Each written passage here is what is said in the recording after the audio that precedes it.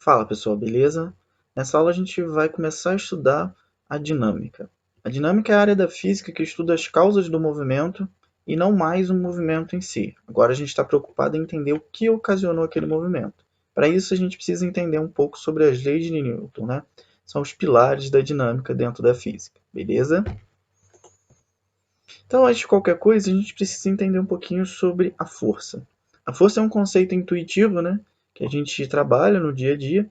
A gente sabe o que é força, mas não consegue interpretar, às vezes, necessariamente do ponto de vista físico. Então, aqui a gente tem 5 situações, né? Todas elas têm uma coisa em comum, que é existir uma força dentro do sistema.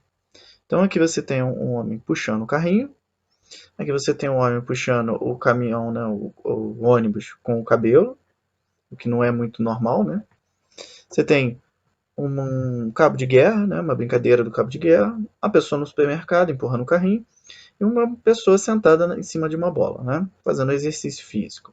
O que essas pessoas têm em comum, né? Como eu disse, todas de alguma forma estão exercendo uma força. Tá? Então aqui, por exemplo, né? Um homem puxa o carrinho, então vou representar a força que ele exerce no carrinho por uma setinha, dando a direção e o sentido da força. Aqui, a força que o homem vermelho faz no azul, e aqui o que o azul faz no vermelho. Aqui é a pessoa, né, a moça empurrando o carrinho. A mulher, quando senta na bola, né, no caso, ela está comprimindo essa bola por conta do seu peso, então é uma força. E aqui, né, claro, o cara puxando o ônibus. Então, se a gente parar para pensar, o conceito de força ele é intuitivo, está relacionado no nosso dia a dia, no nosso cotidiano, né? Então, a gente pode pensar da força da seguinte forma, né? Sempre que uma pessoa puxa ou empurra o objeto, ele está exercendo uma força. E como nesse caso, né, essas forças elas precisam necessariamente de um contato, a gente fala que são forças de contato, tá? Porque existe o caso de forças de ação à distância que a gente já vai ver. Bom, o aparelho que usa, né, que se usa para medir a força, é chamado de dinamômetro. Ele tem uma estruturazinha, né, básica de mola, então ele mede a força que está sendo aplicada de acordo com a distensão da mola, tá bom? E a gente vai medir força usando o padrão do sistema internacional, que é o Newton, em homenagem, é claro, ao Isaac Newton, que dá nome a essa aula. Então aqui a gente viu as forças de contato, né? E aqui é um outro tipo de força. Também é força, mas tem um caráter um pouquinho diferente. Esses três casos eles estão interligados, justamente por conta desse tipo de força, né? Aqui o pente, né? O cabelo fica arrepiado, né? A gente sabe disso, que em alguns momentos o cabelo se arrepia. Aqui o imã está atraindo os pregos e aqui a maçã está caindo da árvore. Então, no primeiro caso, esses cabelos estão se arrepiando por conta da força elétrica, devido ao atrito ocasionado pelo pente no cabelo.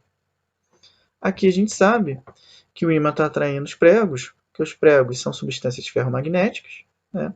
Então o ímã consegue atrair esses caras através da força magnética. E aqui a maçã está caindo porque a Terra está atraindo todos os objetos que possuem massa na sua redondeza. Então a maçã cai porque existe a força gravitacional. Nesses três casos que a gente tem aqui, essas forças não precisam de contato para ocorrer. Então elas são chamadas forças de ação à distância. Então essas três forças são forças de ação à distância, né? Porque elas não precisam de contato. Essas forças são explicadas através das ideias de campo, tá bom? É um conceito que a gente vai ver mais à frente. Bom, a força é uma grandeza vetorial, como a gente viu na aula de vetor, né? Uma grandeza vetorial, lembrando, né? Ela vai sempre precisar de três informações para ser descrita, ou seja, direção, sentido e módulo. Então, aqui a gente vai representar a força por um segmento, né? Uma setinha, né? Onde a gente vai fazer a seguinte descrição, né? A intensidade vai ser o tamanho dessa seta, pode ser chamado também de módulo da força. A direção é essa reta que contém o nosso vetor, no caso aqui a direção vertical. E o sentido da força vai ser para onde está apontando a seta, aqui para baixo e aqui para o lado direito. Então a intensidade é o valor da força, tá? Então 50 newtons, 100 newtons, né? Direção é a reta ao longo da qual a força atua, então aqui no caso é a direção vertical e aqui é uma direção um pouco oblíqua, né? Aproximadamente horizontal. Então pode ser horizontal, vertical, diagonal. E o sentido, que pode ser de cima para baixo ou de esquerda para direita. Então o sentido está representado aqui. Em muitos casos que a gente vai ver, nos nossos estudos das leis de Newton, vai existir mais de uma força atuando no sistema. E para simplificar a nossa vida, a gente vai fazer uma soma vetorial de todas essas forças e vai encontrar uma força chamada força resultante. O que é a força resultante? É a força que vai produzir o mesmo efeito que todas as outras. Tá? Então ela simplifica o nosso problema, produzindo o mesmo efeito. Então chama-se de resultante de um sistema de forças, ou seja, a força resultante, né? Uma única força que produz o mesmo efeito de todas as outras forças, né, do sistema. Então, a partir dessa ideia de força, a gente começa a buscar um entendimento sobre as causas do movimento. Então, a gente passa primeiro pelo primórdio das ideias, né? Começa lá com Aristóteles, e Aristóteles defendia a seguinte ideia, né? O movimento de um corpo, né, ele não é um estado natural. Então você precisa aplicar uma força para que aquele cara tenha um movimento. Se você para de aplicar força, o movimento para. Então a ideia é essa daqui. Você tem um objeto parado, você aplica uma força, empurra ele. Ele vai se mover. Só que quando você parar de empurrar, o corpo vai parar. Então essa é uma ideia interessante do Aristóteles, né? Ela falha, por um lado, porque ela não leva em consideração a força de atrito, que a gente sabe que a gente vai ver com mais detalhes, é claro. Força de atrito seria a interação do corpo com a superfície, né? Então ele não leva em consideração isso, tá? Mas era uma boa ideia para a época. Então veio a ideia de Galileu, lá no século XVI, né? Ele refina o que o Aristóteles disse, dizendo o seguinte: para colocar um objeto em repouso, em movimento, né, é necessária a atuação de uma força. Até aí o Aristóteles já sabia, né? Mas quando para essa força, o objeto ele tende a permanecer em movimento com velocidade constante. Isso o Aristóteles não acreditava. Então Galileu ele introduz uma ideia nova, que é, na ausência de uma força, esse cara pode manter a velocidade constante, certo? E ele define um conceito muito importante, que é a ideia da inércia, que seria a tendência natural dos corpos, né, de manter essa velocidade constante. A inércia está ligada com a resistência ao movimento também. Tá? Então a ideia do Galileu é a seguinte, né? Se você aplica uma força, ele vai entrar em movimento, né? E se essa força parar, a tendência é que esse cara, na ausência, é claro, de forças dissipativas, ele continue em movimento. Então essa ideia surge com Galileu. Bom, daí veio Newton, pautado em cima dessas teorias, né? O Newton se baseou em cima de todos esses grandes filósofos e cientistas da época, né? E ele escreve um livro que revoluciona a física da época, que é conhecido, né, como o Princípio. Aqui ele elaborou as 3 leis fundamentais do movimento, né, que são as leis de Newton. Isso foi publicado lá em 1687. E é claro, ele usou todas essas ideias, né? A gente viu algumas ideias só de Aristóteles e Galileu, mas o Newton faz uma unificação de todas essas ideias em 3 leis, que descrevem o movimento dos corpos. Então a gente vai passar agora a tentar entender quais são essas 3 leis. A primeira lei é a lei da inércia. Lembra que inércia surge com Galileu. Então Newton só refina o que Galileu falou. Então aqui tem uma charge, né? Para que a gente possa entender um pouquinho de forma engraçada. Você é preguiçoso? Não, estou conduzindo uma experiência científica. Preguiçoso. Estou testando a primeira lei da física. Né? Preguiçoso, preguiçoso, preguiçoso. Corpos em repouso tendem a permanecer em repouso. Então Garfield sendo preguiçoso sempre na história. E aqui ele cita a primeira lei de Newton, né? Fala a primeira lei da física, claro que não é bem assim, né? Essa é a primeira lei de Newton. Qual que é a definição, então, da primeira lei de Newton? Né? Como que a gente pode pensar? A gente pode pensar da seguinte forma. Se a força resultante, ou seja, se a soma de todas as forças que atuam em um corpo for igual a zero, esse corpo vai ficar em repouso se ele estiver em repouso. E ele vai continuar em movimento retilíneo uniforme, ou seja, com velocidade constante, para sempre. Né? Aspas, né? Isso enquanto não aparecer uma outra força. Tá? Então, se a força resultante que atua sobre um corpo for igual a zero, ou seja, uma resultante nula, não significa necessariamente que não haja força, cuidado. Uma resultante nula pode existir força no sistema, mas a soma delas dá zero. Um corpo que está em repouso, ele permanece em repouso, e um corpo que está em movimento, retilíneo e uniforme, ou seja, com velocidade constante, e permanecerá com velocidade constante. Então, simplificando essas ideias, a gente tem o seguinte: quando a força resultante é nula, a velocidade, né, vai ser constante. Daí a gente tem duas possibilidades. Ou a velocidade é zero, repouso, ou ela é diferente de zero, mas constante. Então, movimento retilíneo uniforme. Então, a primeira lei de Newton diz o seguinte, ó, se o seu corpo, se a soma, né, das forças que atuam no seu corpo é zero, então se o seu corpo está parado, ele vai continuar parado. Se ele está com velocidade constante, ele vai permanecer com velocidade constante. Tá? Então, em resumo, é isso que a primeira lei de Newton diz. Beleza. Onde que a gente vê isso, né? Quando você faz esse pequeno experimentozinho aqui, né? Você puxa o papel, qual era a tendência da moeda? A moeda estava parada, certo? Qual é a tendência do movimento dela? Se não atua nenhuma força sobre ela, a tendência é ela ficar parada. Aqui, como a gente puxa o papel muito rápido, o papel não transmite força à moeda. Então a moeda tende a permanecer com uma resultante nula. Então ela cai porque ela continua em repouso.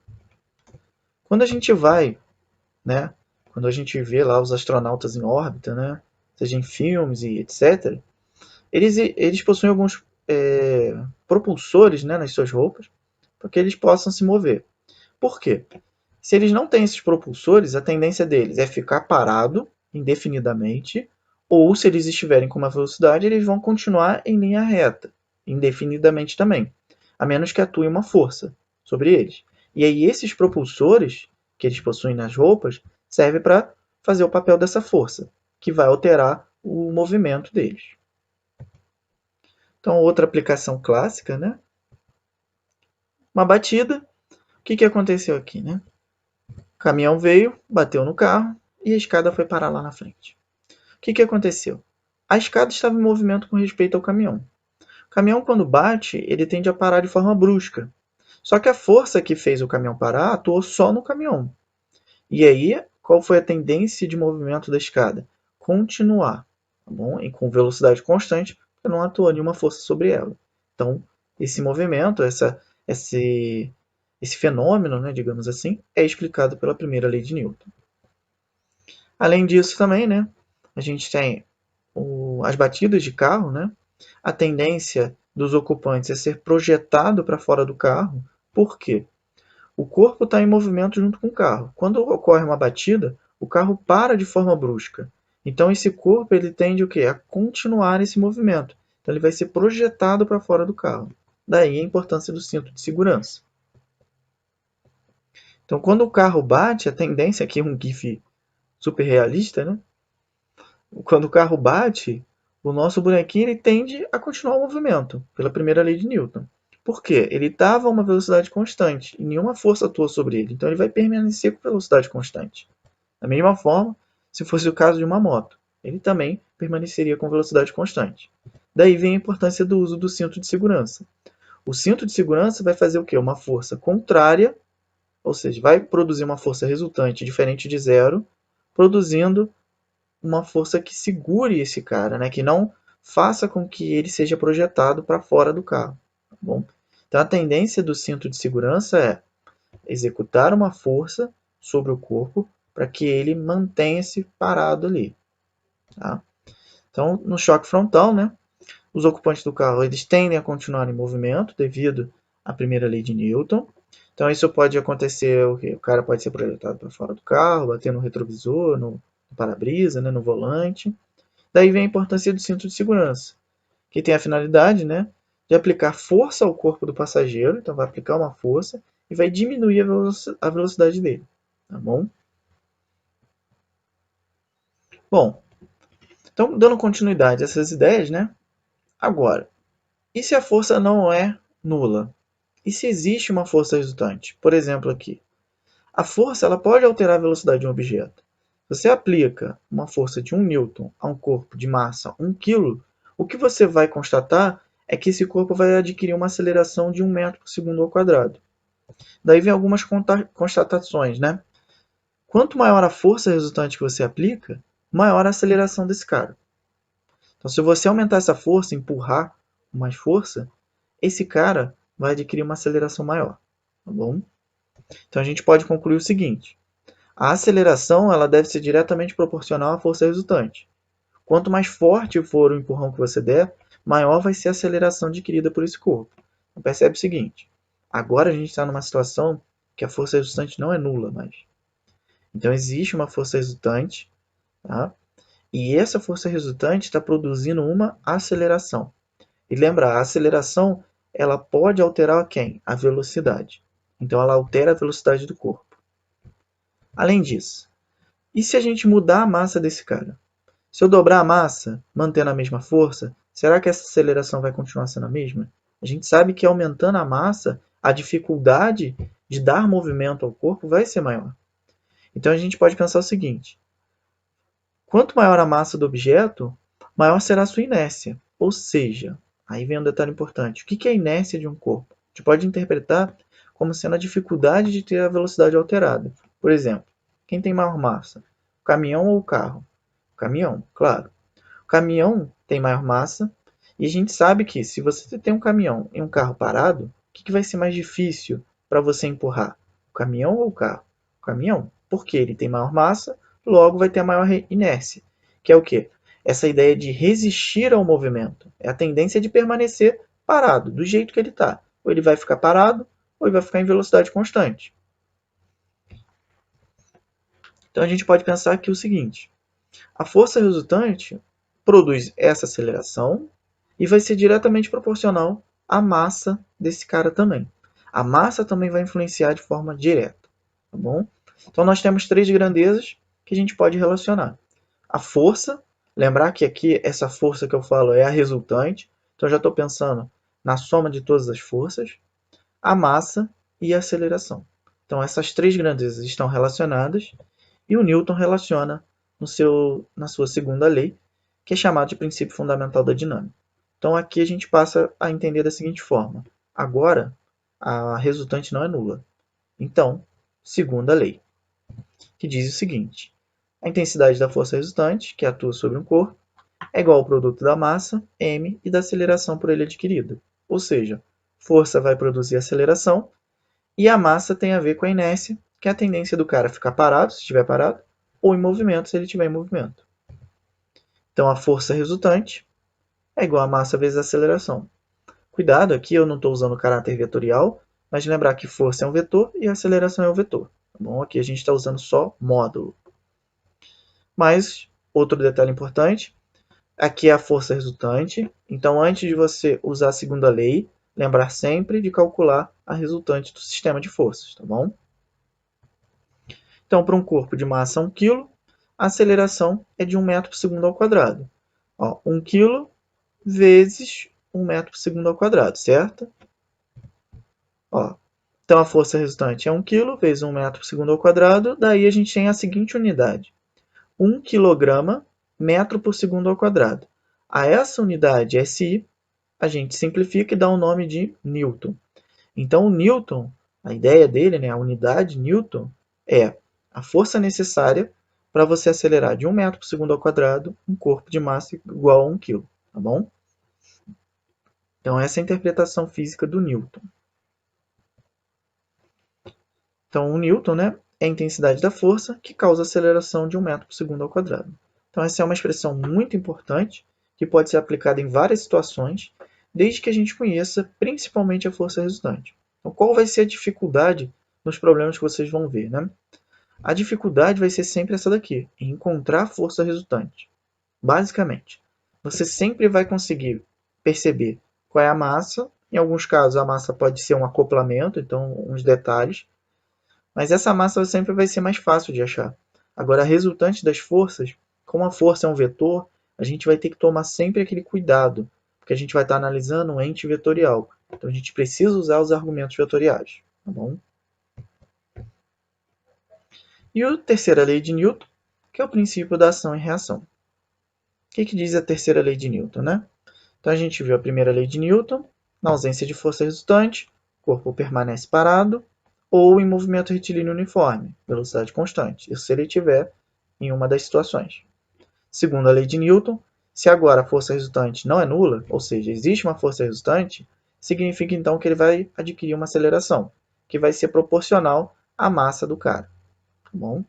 E aí, a terceira lei de Newton, para fechar essas ideias. Princípio da ação e reação. Terceira lei.